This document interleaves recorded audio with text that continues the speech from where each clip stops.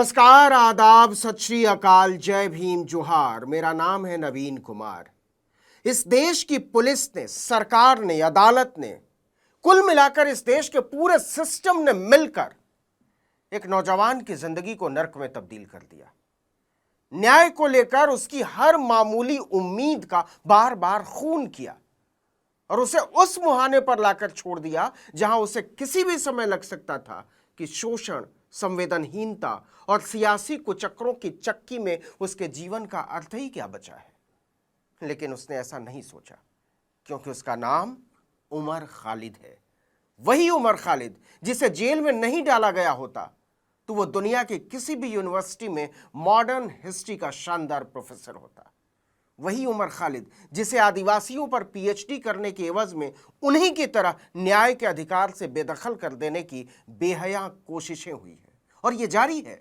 वही उमर खालिद जिसे आदिवासियों पर पीएचडी करने के एवज में उन्हीं की तरह न्याय के अधिकार से बेदखल कर देने की बेहया कोशिशें हुई है और ये जारी है। वही उमर खालिद जो अब 37 साल का है, लेकिन जब उसे जेल में डाला गया था तो वो केवल 32 का था। पिछले 5 साल में उसके मामले में एक भी सुनवाई नहीं हुई है। उसी उमर खालिद ने दिल्ली के तिहाड़ जेल से एक चिट्ठी लिखी है। जरा सुनिए कि वो कैसे सोचता है न्याय और उम्मीद के बारे में, क्या लिखता है साहित्य के बारे में, क्या पढ़ता है जीवन के बारे में, कैसे देखता है इस सभ्य दुनिया के दस्तूर को जिसे जमहूरियत कहते हैं, महान लोकतंत्र, आधुनिक राजनीतिक पाखंड, सत्ता की धूर्तता और सत्ताधीशों की मूर्खता पर कराहता कलंकित और कलुषित लोकतंत्र। क्या आप सुनना चाहेंगे उमर खालिद ने क्या लिखा है? उसने लिखा है, कुछ ही दिनों में मुझे यहां लाए जाने के 5 साल पूरे हो जाएंगे।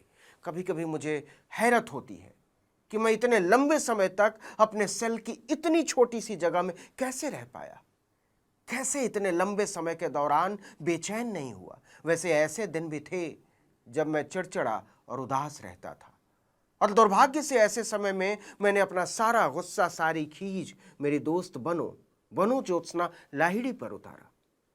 लेकिन ऐसे दिन बहुत कम थे। ज्यादातर समय मैं शांति से रहा। यहां एक व्यक्ति के तौर पर बनो ज्योत्सना को मैं सलाम करता हूं। उसकी तकलीफ, उसके संघर्ष, उसके धैर्य और उसके संयम ने प्रेम में विश्वास को न केवल समृद्ध किया है, बल्कि खामोशी से भयावह नाउम्मीदियों के आसमान पर भी उम्मीदों के ढेर सारे झिलमिलाते सितारे टांके हैं। बनो ने बताया है कि न्याय के बिना प्रेम का कोई अर्थ नहीं और प्रेम से काट कर किया जाने वाला न्याय अधूरा है। खैर, उमर खालिद ने लिखा है, हाल ही में मैंने फ्योदोर दोस्तोयेव्स्की की किताब the house of the dead पढ़ी। ये काल्पनिक कहानी पर आधारित है, लेकिन 19वीं सदी के मध्य में जार के शासन के दौरान रूस में कैदी के वास्तविक अनुभवों पर आधारित है।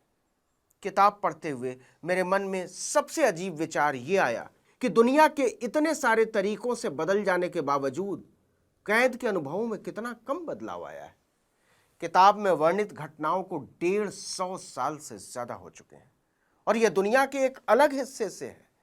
लेकिन कई जगहों पर मुझे ऐसे लगा जैसे दोस्तोयेव्स्की उन चीजों और घटनाओं का वर्णन कर रहा है जो मैं यहां तिहाड़ में अपने आसपास देखता हूं। किताब में एक जगह उन्होंने एक साथी कैदी के कैद की स्थिति के बारे में ब्यौरा देते हुए लिखा है, हम जीवित होते हुए भी जीवित नहीं हैं और हम अपनी कब्रों में भी नहीं हैं, हालांकि हम मर चुके हैं। मुझे याद है कुछ समय पहले मैंने बान मतलब अनिर्बान भट्टाचार्य और डेजी को बताया था कि 7 दिन की अंतरिम जमानत के बाद जेल में वापस आना कितना अवास्तविक था। मैंने सचमुच में जेल के बारे में एक बाइबल की कहानी का हवाला दिया था जो जीवित लोगों की कब्रिस्तान की तरह है। दिलचस्प बात यह है कि मैंने तब तक किताब नहीं पढ़ी थी। कैद में रहने में वाकई कुछ ऐसा है जो किसी को जीवन और मृत्यु के बीच की स्थिति जैसा महसूस कराता है। और अगर मैं इसे जिंदा लोगों का कब्रिस्तान कहने के लिए बाइबल की कहानी का हवाला देता तो दोस्तोयेव्स्की ने अपने लेख का शीर्षक मुर्दों का घर रखा होता। अपने लेख में बहुत पहले ही दोस्तोयेव्स्की लिखते हैं कि जेल में धैर्य सीखने के लिए पर्याप्त समय होता है, लेकिन मुझे नहीं लगता कि मैं इस धैर्य को बाहरी दुनिया में ले जा पाऊंगा। एक बार जब मैं बाहर आऊंगा, जब भी आऊं, मैं अपने बेचैन स्वभाव में वापस आ जाऊंगा। मुझे ये उन 7 दिनों में एहसास हुआ जो मैंने पिछले दिसंबर में बाहर बिताए थे। वैसे भी मेरे इतने लंबे समय तक इस जगह पर रहने और इसे लेकर शांत रहने का एक और कारण यह है कि मैंने समय के बारे में इतने बड़े हिस्से में नहीं सोचा है। हालांकि अंततः यह साफ हो गया कि एक लंबी यात्रा होगी, लेकिन यहाँ के दिनों में रहते हुए हमेशा ध्यान केंद्रित करने के लिए एक नज़दीकी तारीख होती है जो आमतौर पर कुछ दिन या अधिक से अधिक कुछ महीने दूर होती है। मैं जुलाई 2021 से चल रही जमानत की सुनवाई के बारे में बात कर रहा हूँ। छोटी अवधि की ये तारीखें हमें आगे देखने के लिए कुछ देती हैं, कुछ जीने के लिए, कुछ समय को चिन्हित करने के लिए और साथ ही कुछ उम्मीद करने के लिए भी। जेल में आशा के बारे में दोस्तोवस्की के कुछ विचार हैं। वो लिखते हैं, जेल में अपने जीवन के पहले दिन से ही मैंने आज़ादी के सपने देखने शुरू कर दिए थे। हजारों अलग अलग तरीकों से यह हिसाब लगाना कि जेल में मेरे दिन कब खत्म होंगे मेरा पसंदीदा काम बन गया। यह हमेशा मेरे दिमाग में रहता था और मुझे यकीन है कि यह हर उस व्यक्ति के साथ भी होता है जिससे एक निश्चित अवधि के लिए आज़ादी से वंचित किया जाता है। मुझे नहीं पता कि दूसरे कैदियों ने भी मेरी तरह ही सोचा और हिसाब लगाया या नहीं, लेकिन उनकी उम्मीदों की अद्भुत हिम्मत ने मुझे शुरू से ही प्रभावित किया। आज़ादी से वंचित कैदी की उम्मीदें एक स्वाभाविक जीवन जीने वाले व्यक्ति की उम्मीदों से बिल्कुल अलग होती हैं। एक आज़ाद व्यक्ति उम्मीद करता है, बेशक उदाहरण के लिए ही सही, किस्मत बदलने की या किसी काम की सफलता की, लेकिन वो जीता है, वो काम करता है, वो जीवन की दुनिया में उलझा रहता है। किसी कैदी के साथ ये बहुत अलग है। उसके लिए भी जीवन है, जेल की जिंदगी दी गई है, लेकिन अपराधी चाहे जो भी हो और उसकी सजा की अवधि जो भी हो, वो सहज रूप से अपने भाग्य को कुछ सकारात्मक, अंतिम, वास्तविक जीवन के हिस्से के रूप में स्वीकार नहीं कर पाता। हर कैदी को लगता है कि वो घर पर नहीं बल्कि किसी से मिलने आया है।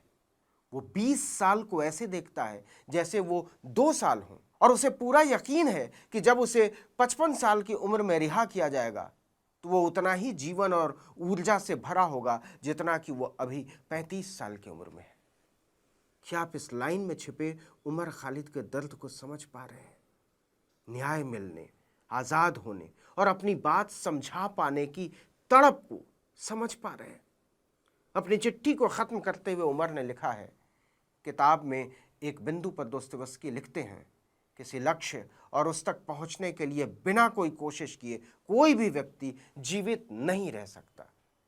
जब वो जीवन में हर तरह की उम्मीद, हर तरह के उद्देश्य को खो देता है तो मनुष्य अक्सर अपने दुख में एक राक्षस बन जाता है। कैदियों का एकमात्र उद्देश्य स्वतंत्रता और जेल से बाहर निकलना था। चिट्ठी यहाँ खत्म हो जाती है, लेकिन अन्याय का वो अंधकार खत्म नहीं होता जिसकी अतार्किक क्रूरताओं और दमन ने जेल की कोठरी में खर्च होती उमर खालिद की आवाज़ पर खामोशी का बेचैन आलाप लिख दिया है। 5 साल तो हो गए, कितने साल और बिना किसी सुनवाई के, और आप इसे न्याय कहते हैं।